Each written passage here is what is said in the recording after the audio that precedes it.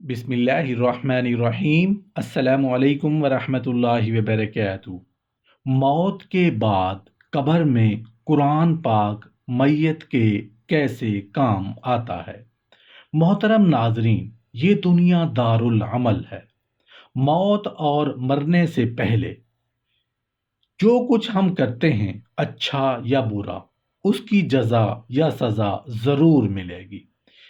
एक रेत के जर्रे के बराबर भी अगर किसी ने अच्छाई की या रेत के जर्रे के बराबर किसी के साथ ज्यादती की, तो सब कुछ अल्लाह के पास हमारे किए हुए कामों की जजा और सजा मौजूद है।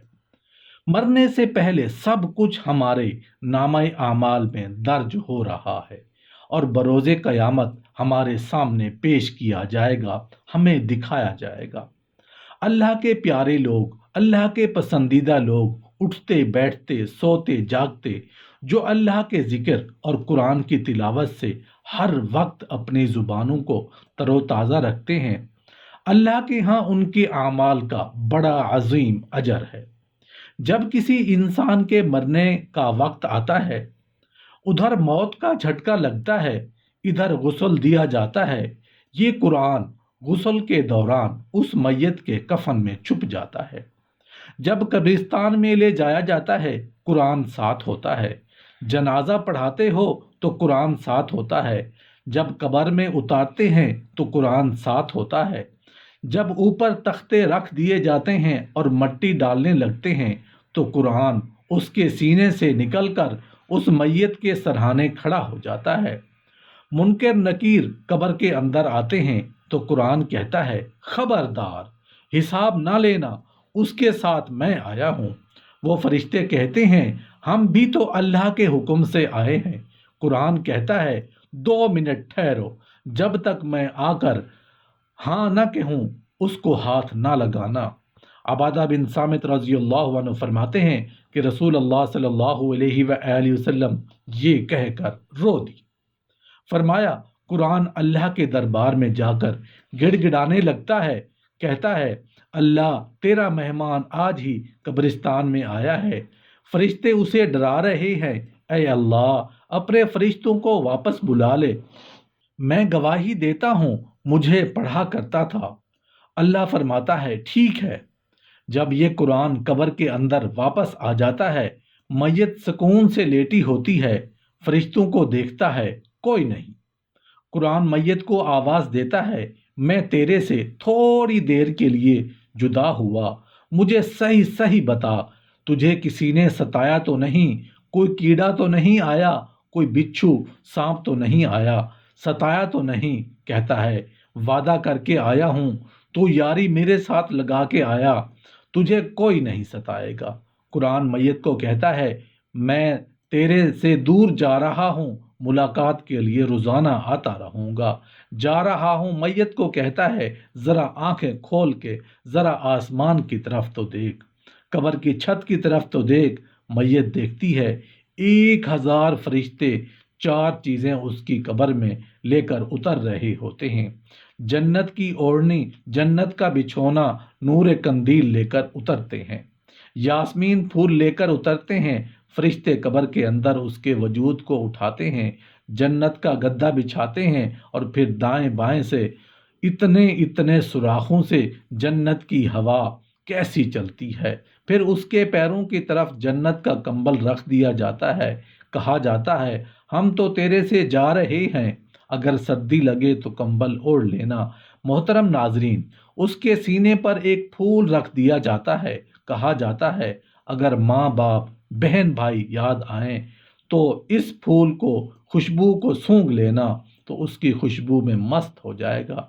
जब जाने लगेंगे कहते हैं, अगा अंधेरे क्या क्या बनेगा।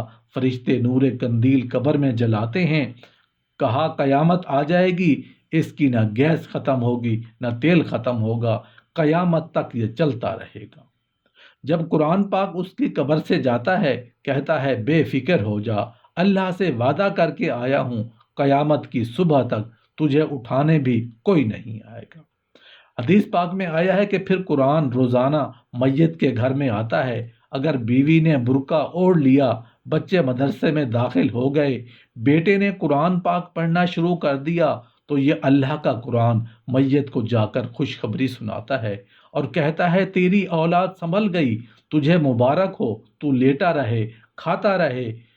فرمایا اگر اولاد بگڑ گئی، بیوی کے سر سے دوپٹہ اتر گیا، قرآن ایسی خبریں جا کر میت کو نہیں بتاتا کہ اس کا دل دکھے گا۔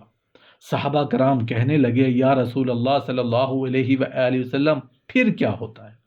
فرمایا گھر کی بے برکتی کو دیکھ کر قرآن گھر والوں کے لیے روزانہ دعا کرتا ہے، اولاد بے وفا، مال بے وفا، کاروبار بے وفا، خاندان بے وفا، اور لوگوں تمہیں کس نے کہہ دیا کہ قرآن بے وفا ہے؟ رسول اللہ صلی اللہ علیہ وآلہ وسلم معراج پر تشریف لے گئے، جیسے زمین پر بیت اللہ ہے، ساتویں آسمان پر بیت المعمور ہے، اس بیت اللہ کا فرشتے طواف کرتے ہیں۔ رسول اللہ صلی اللہ علیہ وآلہ وسلم فرمانے لگے جب جبرائیل علیہ السلام مجھے بیت المعمور کے پاس لے گئے تو وہاں میں نے ایک بزرگ کو بیٹھے ہوئے دیکھا، گنی داڑھی والے تھے اور یوں جھوم رہے تھے جیسے چھوٹے بچے قرآن پڑھتے ہوئے دائیں بائیں جھومتے ہیں۔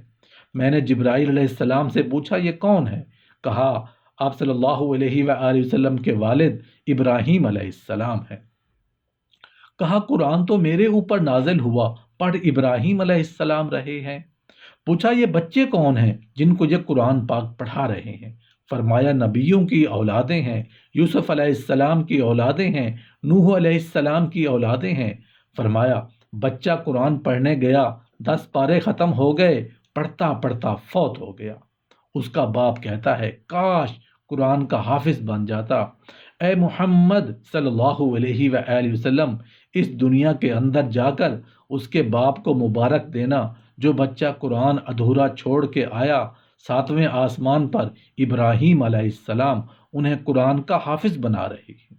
قیامت کا دن عرش عظیم کا مالک اعلان کرے گا کہاں ہیں لوگ قرآن والے؟ فرشتوں کو اعلان ہوگا اور میرے فرشتوں جاؤ قرآن والوں کو تلاش کر کے میرے پاس لاؤ۔ پروردگار کے عالم کے حکم پر فرشتے قدم اٹھائیں گے، فرشتے مڑ مڑ کر دیکھیں گے کہ کیا ہوا۔ یا اللہ قرآن والوں کو تلاش کر کے لائیں، اس کی نشانی کیا ہے؟ یا اللہ کون سی ٹائٹل، کون سی انہیں شیلڈ ملی؟ یا اللہ کون سا ان کا حصہ نور چمک رہا ہے؟ یا اللہ ماتھا چمک رہا، ہاتھ پیر چمک رہے، یا اللہ جس سینے میں قرآن تھا وہ چمک رہا ہے۔ حضرت آدم علیہ السلام سے لے کر رسول اللہ صلی اللہ علیہ وآلہ وسلم کی ساری امتیں کھڑی ہیں، الہی تیرے قرآن والے کون ہیں؟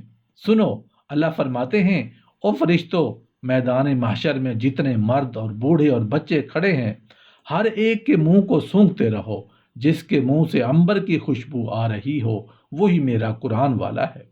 حدیث شریف میں آیا ہے، فرمایا جب قیامت کے دن یہ امتی اللہ کا بندہ خدا کے دربار میں منہ لٹکا کے آئے گا، اس کے دونوں طرف بادل کے ٹکڑے چلتے آئیں گے۔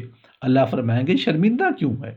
جب سر اٹھا کر دیکھے گا تو ان بادلوں کے ٹکڑوں میں سے نور برسنے لگے گا، جب چھم چھم اس کے چہرے پر گرے گا پریشانی ختم ہوگی، دل پر گرے گا ختم ہوگی، کہے گا اللہ بھائی کی شکل نہیں، یار کی شکل نہیں، دوست کی شکل نہیں، کون ہے؟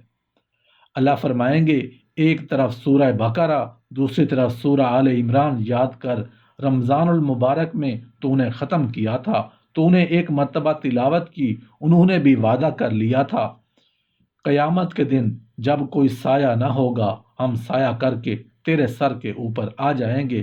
بھلا جس کے سر پر قرآن کا سایہ ہو خدا انہیں جہنم میں کیسے ڈال سکتا ہے؟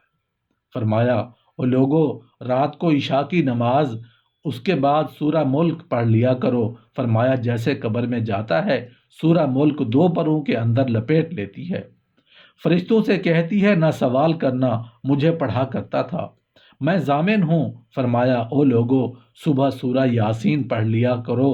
اللہ تعالیٰ کہتا ہے مجھے میری عزت کی قسم 3 وقت کھاؤ گے دوں گا، 4 وقت مانگو گے دوں گا، 5 مرتبہ مانگو گے دوں گا۔ جو سورہ یاسین سے دن کی ابتدا کرے گا موت تو آئے گی، اس کے رزق میں کبھی کمی نہیں آئے گی۔ رسول اللہ صلی اللہ علیہ وآلہ وسلم نے فرمایا جو مغرب کے بعد سورہ واقعہ روزانہ پڑھا کرے، موت تو اس کے گھر میں آئے گی، رزق کی کمی کبھی نہیں آئے گی۔ اللہ پاک سے دعا ہے کہ ہم سب کو قرآن پاک کو پڑھنے سمجھنے اور اس کے احکام پر عمل کرنے کی توفیق عطا فرمائے، مرتے وقت کلمہ نصیب فرمائے اور قبر کی وحشت سے محفوظ فرمائے، اور قرآن اور اللہ کی مدد ہمارے ساتھ شامل حال رہے۔ آمین یا رب العالمین۔